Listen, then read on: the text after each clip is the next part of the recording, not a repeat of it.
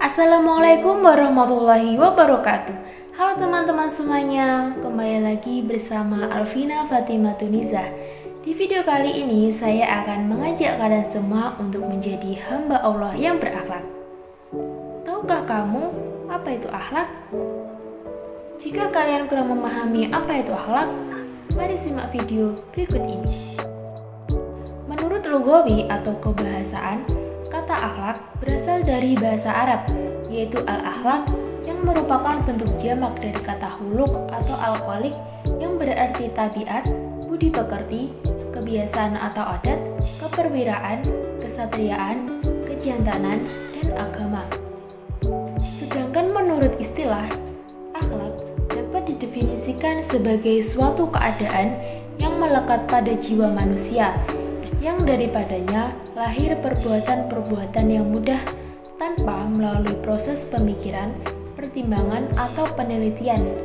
Akhlak juga mencangkup bagaimana seseorang bertutur kata, bersikap dalam kehidupan sehari-hari.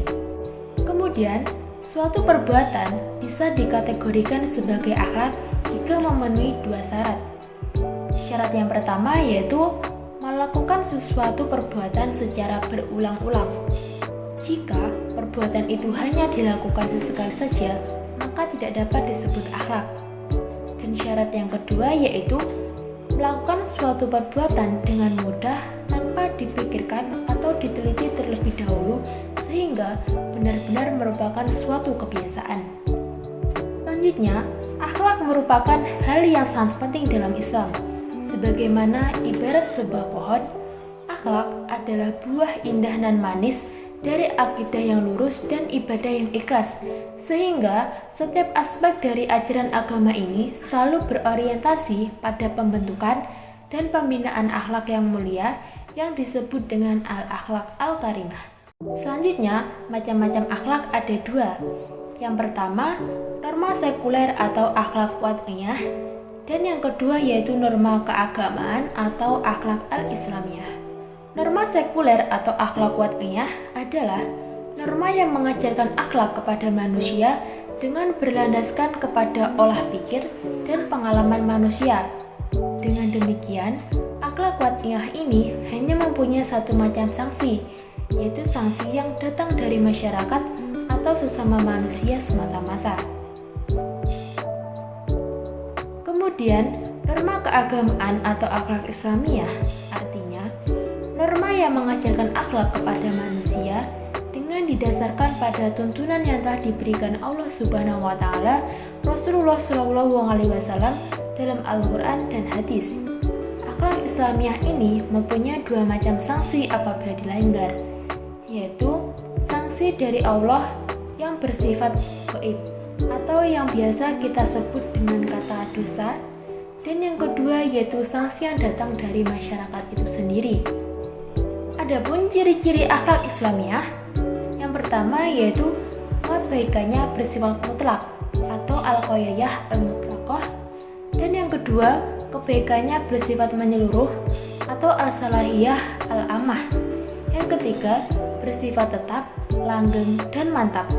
Dan yang keempat, pengawasan yang meluruh atau ar-raqabah al-muhitah. Kemudian, apa sih persamaan antara akhlak, etika, moral, dan budi pekerti? Ada yang tahu apa enggak nih? Kita bahas bersama-sama ya. Etika merupakan ilmu pengetahuan yang menetapkan ukuran-ukuran atau kaidah-kaidah yang mendasari pemberian, tanggapan, atau penilaian terhadap perbuatan-perbuatan. Kemudian, moral adalah ajaran tentang baik dan buruk yang diterima secara umum.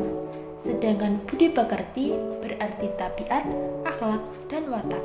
Dari beberapa uraian di atas, dapat disimpulkan bahwa antara akhlak, etika, moral, dan budi pekerti memiliki persamaan, yaitu berbentuk perilaku yang sifatnya netral. Jika akhlak, moral, watak, karakter, kebiasaan, ataupun tabiat itu mengarah dan diarahkan kepada hal-hal yang baik, maka ia disebut sebagai akhlak terpuji, moral yang baik, dan budi pekerti yang luhur. Begitupun sebaliknya. Kemudian, Adapun cara atau metode yang tepat dalam usaha meningkatkan kualitas akhlak masyarakat. Metode-metode itu antara lain sebagai berikut. Yang pertama, melalui perumpamaan atau tamsil.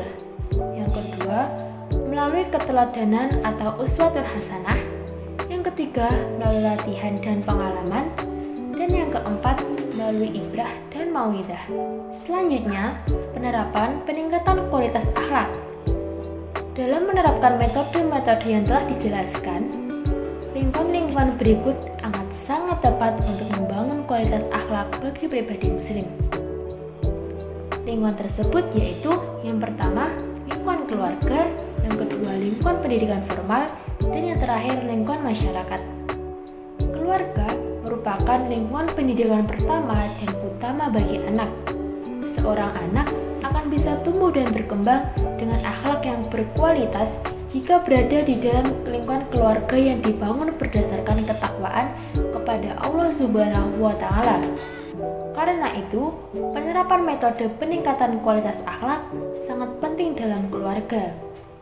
Orang tua dalam hal ini memegang peran utama dalam menjaga anak-anaknya dari kejahatan, perilaku, dan akhlak tercela. Kemudian, lingkungan sekolah atau madrasah atau tempat belajar sangat penting dalam pembentukan kualitas akhlak. Banyak kegiatan yang bisa dilakukan, mulai aktivitas belajar dan bermain, sangat berpengaruh dalam ikut membentuk kepribadian anak didik. Tanggung jawab guru sangat besar dalam menerapkan berbagai metode yang tepat agar terbentuk akhlak anak didik yang berkualitas dan tetap terjaga keimanannya. Dan yang terakhir yaitu lingkungan masyarakat. Umat Islam memiliki tanggung jawab moral dalam membina akhlak kepada setiap pribadi muslim. Allah Subhanahu wa Ta'ala menyeru umat Islam agar berbuat yang ma'ruf dan mencegah yang mungkar. Itu tadi sedikit penjelasan mengenai akhlak. Untuk evaluasi selanjutnya, kalian bisa mengerjakan soal-soal berikut ini. Semoga video kali ini bermanfaat untuk kalian semua. Adabul mar'i khairun min dhahabihi. Adab seseorang itu lebih baik atau lebih berharga daripada emasnya. Sekian, jangan lupa untuk selalu tersenyum dan bersyukur. Sampai jumpa di video-video selanjutnya. Wassalamualaikum warahmatullahi wabarakatuh.